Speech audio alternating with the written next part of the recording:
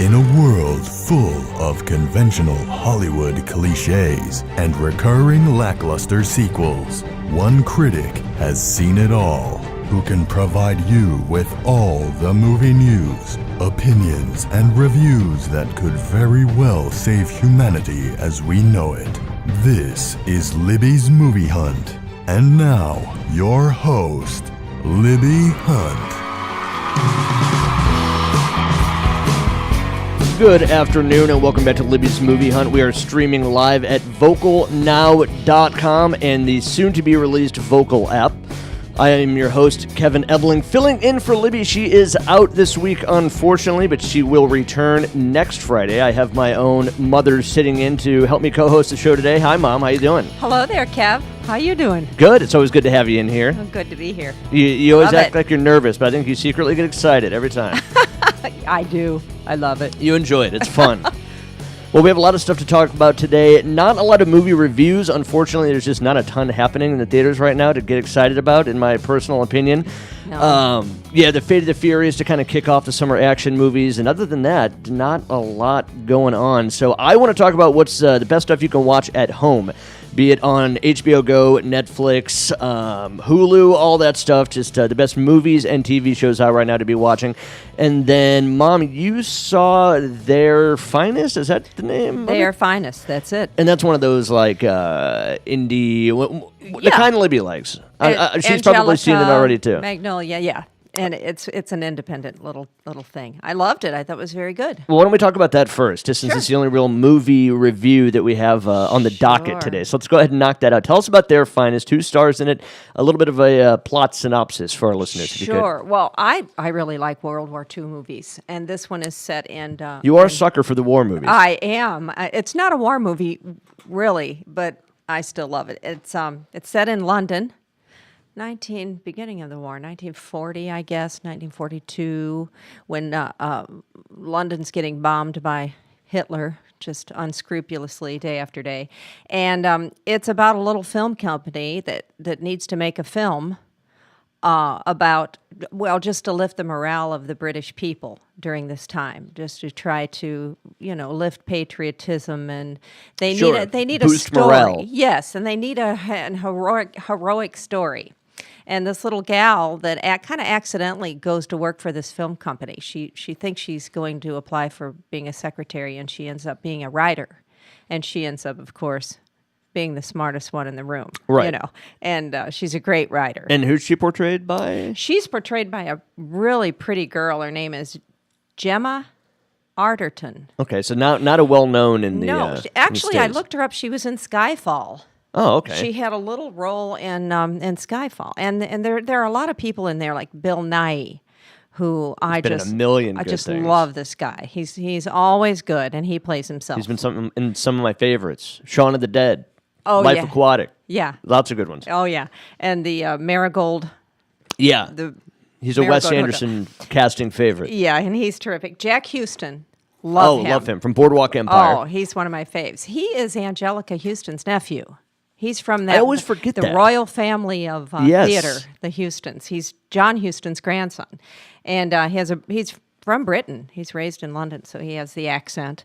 Helen McCrory from The Queen. She played Tony Blair's wife, and she's also in Skyfall. She's the one that just drills poor Judi Dench. Right before they get it. She skewers her in the the panel.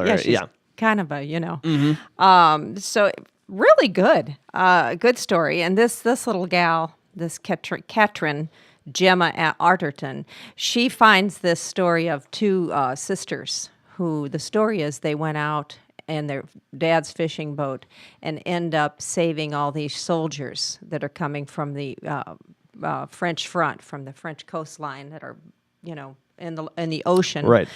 And the story really didn't happen anything like it was, they were portraying it in the newspapers and such. Well, of course, her little film company just jumps all over it, and they make it everything they want it to be. But it's really, they stray pretty far from what really happened. And it's about the making of this movie.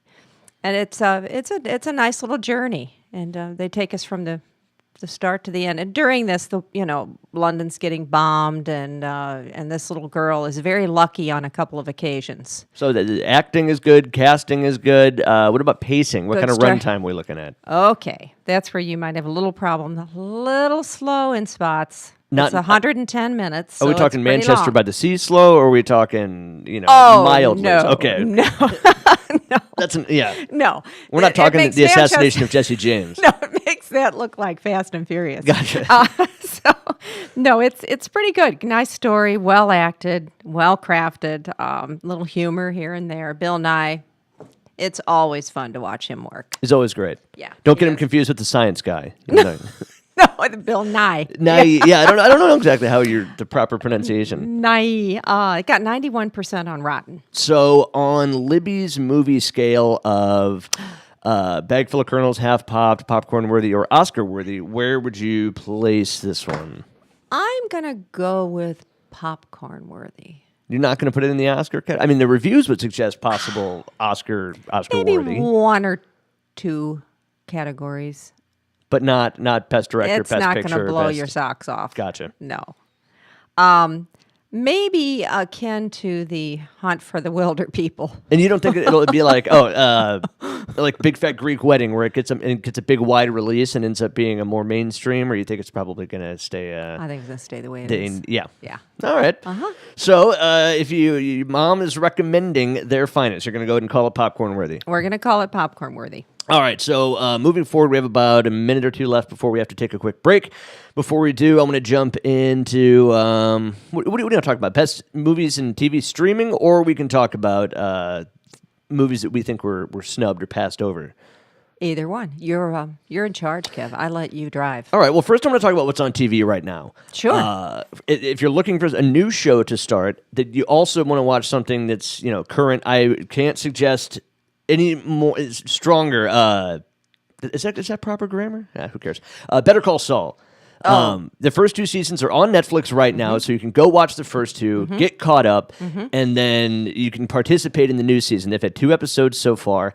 And it's a great show. It's not one that you want to call shot out of a cannon, which Breaking Bad was. It was, drinking from a fire hose, just so much all at once. Yep. You can't watch it with this mindset like, ooh, this is Breaking Bad, or else you're just going to be extremely disappointed. You have to watch it as its own thing. It is in that universe, but it's somewhat like Star Wars Rogue One, which I'm going to get to later. It's in that universe, but it's just a completely different kind of story than you're used to. But it still has that feel, the cinematography, the Absolutely. music. You're seeing all yeah. these recurring characters. They were fan favorites. And it doesn't try to be a rehash. It doesn't try No. to do the same thing that Breaking Bad did. And I think that's what sets it apart. And in a lot of ways, it's almost as cool. That's the genius of it. If you had never seen Breaking Bad, Yeah. you'd think it was terrific. Definitely. If they get people to watch it. People started watching it because of Because of Breaking Bad. Bad. Yeah. Because Saul's in it. But if you got people to watch it from the get-go and there was no Breaking Bad before it stands by itself. I think so. It It's just bums me out terrific. when so many people are like, it sucks. It's boring. I'm like, well, you're not getting it then. No, you're not getting it. You're just No. not getting it. It's Uh-uh. not that same kind of thing. It's a little different animal, but it has the same feel, which I love. I love that ABQ feel. Oh, I do it has. too. Yeah. But it's much heavier on narrative and dialogue Yes. and characters than Breaking Bad. Nuance. Not that Breaking Bad didn't have great characters, but it was more about just kind of the messed up stuff happening. Yeah. The killing and the crime and all that. And it's just not like that, which I'm fine with. But one This thing is more subtle nuance. it's more subtle. The only thing I kind of have a problem with, the pacing is slow. Be prepared for that. But sometimes after an episode, I'll find myself the next day kind of thinking, what all happened in that episode? Like I have to watch it more than once. It Yeah. doesn't really stick the first time. And my mother used to say, if you see a movie or a show, if you will, and you keep thinking about it, days after, then it's done a good Then job. it's good. Yeah, and Movies can do that too. Oh, absolutely. And you do that with Saul. Yeah. You'll the next day you'll think about something Kim said or his brother did or That's a perfect way to explain it. But yeah, sticks with you. You're not going to see all these crazy, shocking, ridiculous events like you do on Breaking Bad. No. You're not going to see Saul run over 2 drug dealers and then shoot him in the head. Like, it's just not going to happen. Which is fun. Which That's is- good too. That's cool too. But yeah, no, Saul's great. Let me see if I can squeeze in one more. Well, I did Sure. touch on, check out Better Call Saul. It is on AMC every Monday night at 9 Central. Check it out there. And then the first 2 seasons are on Netflix. You can find them on there, stream them, binge watch it, whatever you want to do. Worth it. I would enjoy it if I never had watched it, just to be able to sit down and binge. Mm-hmm. But I always watch it each week. I can't stay away. So next on there, I wanted to say Rogue One, if you're looking for something to rent and watch at home. I saw it in the theater and I liked it, but God, I liked it so much more on Blu-ray after I bought it. So you can pick it up now, Blu-ray anywhere. If you don't want to Really? own the actual copy, you can buy it digitally. You can rent it from Fandango, Hulu, or iTunes if you prefer it that way. But you were talking about how you love war movies, and this is in every sense of the word a war/spy thriller movie. It's just not anything like Yeah. any other Star Wars, which is really cool. I consider it almost the Casino Royale of Star Wars. It just has this cool, modern, not as Interesting. family-friendly vibe to it. It's really not a very kid-friendly Star Wars in many ways. It's I kind of like dark it. and violent, but it's very cool and super entertaining. And you still got Darth Vader in there, and then Grand Moff Tarkin. They bring back digitally. I thought it looked a little bit fake. Elise said it looked good. She couldn't even tell that it was a fake guy. You also have the Carrie Fisher at the end. They make an appearance in CG, which Yeah. it was pretty cool. That's real nice. But yeah, definitely if you're looking for something to rent and watch online, check out Rogue One. Even if you don't like Star Wars, there's something for everyone to like here. Good. Okay, I got a bunch more, and Okay. let's see. I don't know what do we want to get to next. Maybe Narcos, Fargo, new episode on.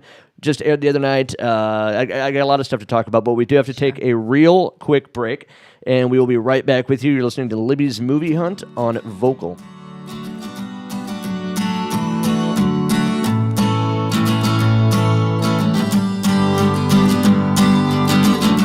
Cut. Everybody take 5. More of Libby's Movie Hunt coming up.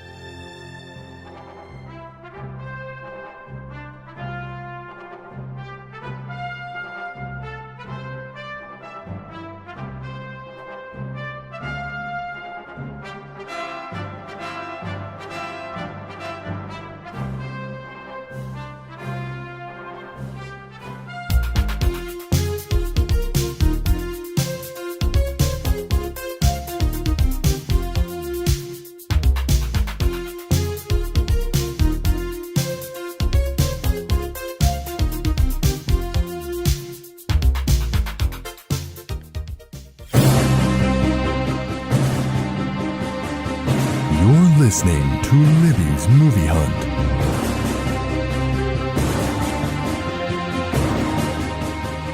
You are listening to Libby's Movie Hunt on Vocal, streaming live at vocalnow.com, and keep your eyes out for our mobile app, which will be out soon.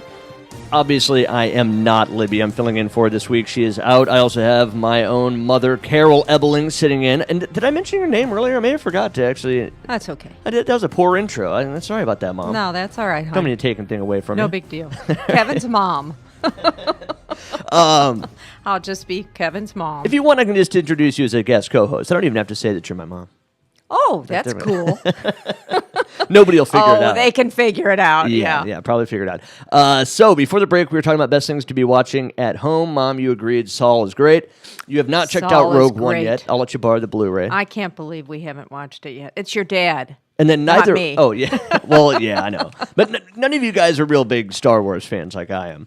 Star Trek. I'm diehard Star Trek and Star Wars. So Fargo, I've not watched it yet, but the new episode is out. That's one I'm dying to watch, and that's one I recommend to people. I actually don't know if Fargo. I haven't seen it yet. I haven't seen it yet I either. have it and DVR'd. I don't know if the first 2 seasons are on Netflix or where they're streaming. I should have checked that out because that's a good show to catch up on. However, if you haven't watched any of the other seasons, and I'm assuming the 3rd season is the same, you can jump in any season because they're not connected. I mean, they are subtly, but it's always its own story. It's a anthology series, so to speak. Kind of like True Detective, when True Detective was still a show. And I'm bummed that it's not anymore. But Is it not going to come back? No, I don't think so. Oh. I know. That was good Vince for Vaughn the first and one. Colin Farrell ruined it for everybody. And had Rachel to- McAdams. They had to destroy the franchise. And I didn't particularly care for the 2nd season, but I didn't think it was terrible. No. I still enjoyed it. I kind of watched it out of obligation It doesn't have that magic the first season has. as a nod to the first one. Yeah. Well, I thought the first Fargo was the best too. And you liked the second one. I think Fargo season 2, I think, was way better. Way better story, way grittier. I love that it's in the 70s. It just had this really cool, 70s like violent movie feel to it that I loved. The whole it atmosphere did. was cool. That's true. The first Fargo, I just thought it was a little over the top that first season with Billy Bob Thornton. Oh, I thought Billy Bob was just the best. Also, spoiler alert, but I didn't care for the ending. I thought one of the least likable characters was Colin Hanks. I mean, he didn't bring anything to the table, and then he ends up being the one who kills Billy Bob Thornton. That's what was so perfect one of the coolest about TV it. characters of all time. I'm like, really? That's what the end was of so Lorne Malvo. perfect. He just stumbles upon him. It's just like in the movie when Frances McDormand just happens to stumble upon that beige car and pulls in, and sure enough, the guy's there chopping and Steve Buscemi up with a wood chipper. Every once in a while, you get lucky. Anyway, Fargo, definitely worth checking out. My girlfriend's really into 13 Reasons Why, and it's popular, super popular right now, streaming on Netflix. I watched a little bit of an episode. It has 13 Reasons Why. It takes place in 2 different times. It's basically this kid who received these tapes from his friend, a girl who committed suicide. And she left him these tapes, and they're all trying to figure it out. And there's some underlying mystery to it that you don't know, but it's cool. I'm hoping it just doesn't turn out to be a lame twist, like it's aliens or something like that would be boring. But it has kind of that Stranger Things feel to it, just a little bit more older. But yeah, I've only seen a little bit of the first episode, but supposedly it's really good. It's on Netflix. Check that out. War Dogs, also streaming on HBO Go. I thought that movie was very entertaining. It's almost a lighter, more fun version of Lord of War, but it's about gun trading with Jonah Hill and Miles Teller. Oh, interesting. Jonah Hill. Jonah Hill, yeah, that one's good. And then my last one, Dave Chappelle Netflix special. Got to check it out. It's hilarious. You love Dave Chappelle. I love it. I mean, the guy was gone for so long. He's back, and he hasn't lost anything. No. He's still just as good. That's great. Now, bad stuff that are out right now. The ones to avoid, because I think this is equally important. Are both DC movies, which I think the DC cinematic universe is terrible. They try to do what Marvel has done, but their execution is atrocious. Batman versus Superman, I cannot get through, and I tried it twice. No kidding. I actually made it an hour in last time, and it's just too boring. Way too boring. I can't deal with it. And it's like 2.5 hours. I'm like, I'm never going to get through this whole movie. So I would say steer clear of that. Suicide Squad as well. Not good. So those are my ones to avoid. Any superhero movie from DC that you see streaming, avoid it. There's so much now. Oh, I know. Anything Marvel is great. Captain America Civil War was good. Ant-Man was good. Avengers 2 was meh. But yeah, Marvel, you can never go wrong. DC, you Not can so never go much. right. We still have about 10 minutes left, Mom. I'm going to talk about movies that you and I think are awesome that got passed over. Sure. I want you to start.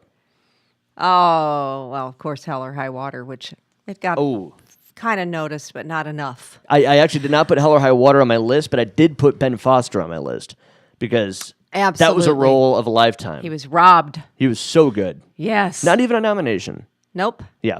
And I don't know what's behind that. No, I don't either.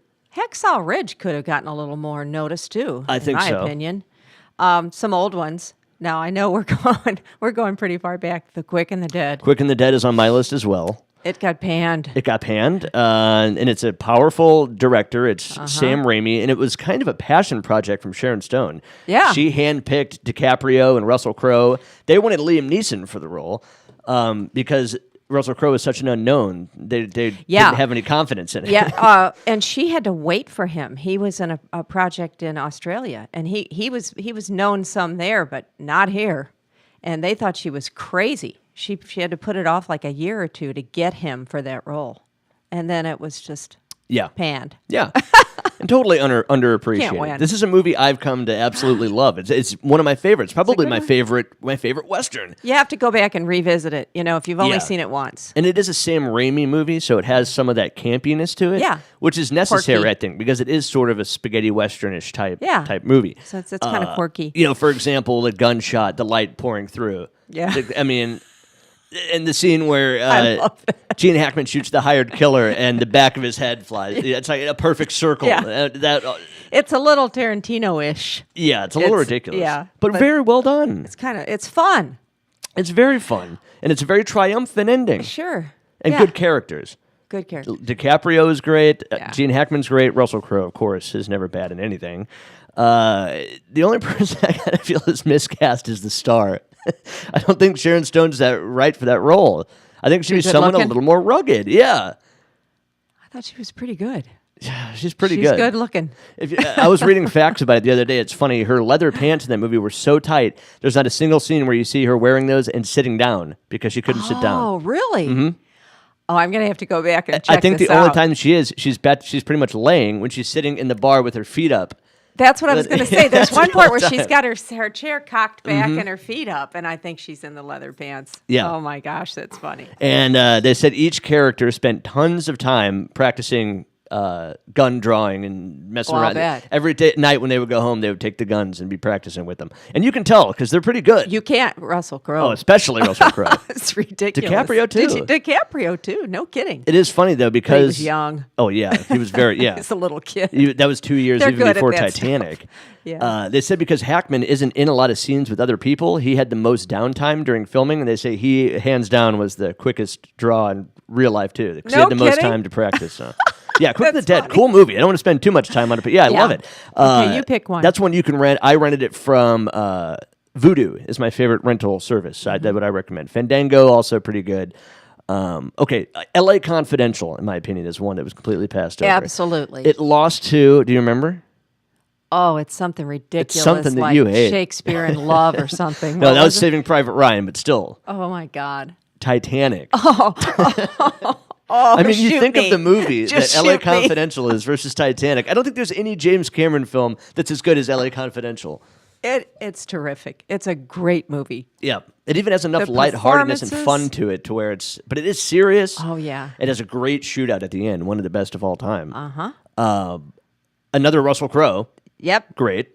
Plays Yep. Bud White, kind of a crooked grunt type police officer, police detective. And then And Guy the- Pearce, the do good. I was going to say the guy you from love to hate. Memento Yeah, is really good in it. really good. They all are. Kim Basinger starring, Of course. and then how can you forget James Cromwell is a very good villain in that yeah. movie. No, he's a great villain. So yeah, L.A. Confidential for sure is on my list of movies Yep. that were completely passed over and still don't get the That's a- appreciation they deserve. I agree. That's a biggie. That's terrific. All right, what else you got? I've got another war movie, Okay. U-571. Ooh, I thought it was going to be an old war movie.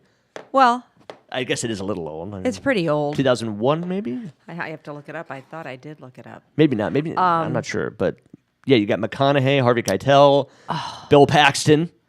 Bill Paxton. Oh, Bummer. man, just tear my heart out. Yeah, that's a good one. That's a really good one. Good performances all. Tell me some other stuff that you action. like about it. Good. I feel like I'm talking too much on this one. Oh no, it's just a good old fashioned war movie, and it's just such a bad guys versus good guys kind of thing, And it's got a lot of intrigue. It keeps you on the edge of your seat. You've got the Germans coming to rescue their German boat, which they have taken over. Right. Oh, You know? yes, they end up. Yeah, I forgot the basic premise is they're on a mission to take a German submarine to trick another submarine into boarding them and stealing this encoding device. Yep. Which And hits the fan and goes sideways. I can't give too much away. And but they end up on the German on the submarine, crappy then old- blown to hell. Yeah. And then the Germans are on their way as fast as they can to get to this sub that's in trouble and has that decoding. And they've got the captain. And they've held got the captive captain. below. Yes, and it's all about getting it done in time, trying to read the German. We've got all the American soldiers or the Navy men trying to read all the equipment and Yes. the meters in German, and it's terrific. It does a really good job of building intensity. There are these parts, for example, when they're on the boarding boat over to the Germans, and the guy's yelling out to him in German, and the guy who's there to speak German is getting cold Freezes. feet, and He freezes. Yeah. Can't speak. Yeah. And you're just waiting like, oh God, are they going to figure him out right here? Yeah. And then there's a scene where they're being depth charged. Yeah. And they're going down to crush depth, where you're wondering, the depth charge is going to kill them, or is the depth of one of them? They're just waiting for it to implode. Yes. Yeah. And that very, very intense. It's very intense. It's a good one. It's a good one. Yeah. One of McConaughey's better early roles, considering back then he was in a lot of goofy stuff. Yeah. And then, of course, Harvey Keitel as the chief is always great. John Bon Jovi has a part in that. Yeah, he does. And he's really Definitely. good. Yeah. So does Smalls from Sandlot. He does. A lot of little people pop up. little cameos. Yeah, in no, that. U571, I agree. That's a cool movie, and Yep. not a lot of people talk about it. A more recent one, I don't know if you've seen this or not, The Nice Guys. Have I seen The Nice Guys? It's with Russell Crowe and Ryan Gosling, See, yeah. where they're these half-assed detectives. I But it's passed really on good. that one. Is it really? It's really good. I thought it was really entertaining. It has like a 96 or something on Rotten, super fresh, but just completely ignored. I guess I just couldn't pick. Nobody could picture Russell Crowe doing comedy. Yeah, that's true, and it's good. Nobody could have pictured De Niro doing comedy either. You know what? Which That's a I good guess some point. would argue he still doesn't. But. Well, I mean, I think he's pretty good in like Meet the Parents, but he's kind of just playing himself. It feels like. Yeah. Not, but he's funny in it. Hold on, I looked it up. So yeah, The Nice Guys is a good one. That's one I mentioned before when Libby and I were going over stuff that we thought were snubbed for Oscar nominations. Yeah, Nice Guys 2016, 92% on Rotten Tomatoes. So No kidding. I'd recommend checking that out. We got a few minutes I will too. left. Do you have another one? I got one more. I do. Go ahead. You first. No, you go ahead. I don't want to use mine. I wrote down Jake Gyllenhaal, but I guess I really meant to write the whole movie, Nightcrawler. Just completely ignored. Nightcrawler and was one of my terrific. favorite movies. Drive also is another one, I think, in that same kind of category that was passed over. But Jake Gyllenhaal specifically, that's one of the best roles I've ever seen. One of the creepiest, most believable, odd characters ever on screen. And Yeah. the fact that didn't get any recognition is just a shame to me. It's sinful. Well, he should have won for that. Yes. I mean, he changed his entire demeanor, his appearance, his body. I mean, he was just such a creepy little thing. Yeah. It was just that was terrific. It's true. He was kind of gaunt and Oh, yeah. weird, creepy hair. And Yeah. He looked like he'd be a drug addict. Or yeah, some something. kind of a deviant, which, Yeah. which he is. Which he is. Yeah, he looks the part. And you try to be sympathetic toward him, but that goes south really fast. quick. And he has all these little quirks when he sits at home and waters his plants and irons his clothes, and it's just really odd. I know. I love those kind of characters. Yeah, me too. Another Bill Paxton was in there. Oh my gosh, he was. As Joe Loader, Yeah. the competition. Yeah. Bad. He's kind of a bad dude. He's kind of a bad dude, but he meets a tragic end. Yes, he does. Renee Russo was good in that. Great. And I don't think did she get any recognition for that? God, I don't know. She was real good, though. The guy who plays his sidekick, also good, but he's moved on to be in a bunch of stuff. He's also in Rogue One, and he's in The Night Of, so he went on to... Oh, that's good. Yeah, he's very good. Okay, we got about a minute She's- left. Give me your last one. Open Range. Oh, Open Range. See, I'm not a huge fan. I thought you watched it again, though, and you gave it more credit than the first time. I do. I just think it's slow. For the way they build it and advertised it through trailers made it look like it was going to be this cool gunslinger movie when it's really only the last 10 minutes are a cool gunslinger movie. But The they're rest is worth all the whole building movie. up to this moment. But no, it's good. It's really story and relationship, Very It's heavy very on that. exploratory. It is. Good dialogue. a good look into the Subtle. human condition. Yeah. And nobody's better than Kevin Costner playing that mysterious, dark kind of character. Yep, that's true. And Duvall, probably my favorite actor. Duvall, it's funny, we were talking about Hackman earlier. Hackman is my favorite actor of all time. Duvall, definitely up there, too. Yeah, those are in my top 10. I agree. Open Range is one, though, that you would have thought would receive more accolades than it did. Yeah. Certainly.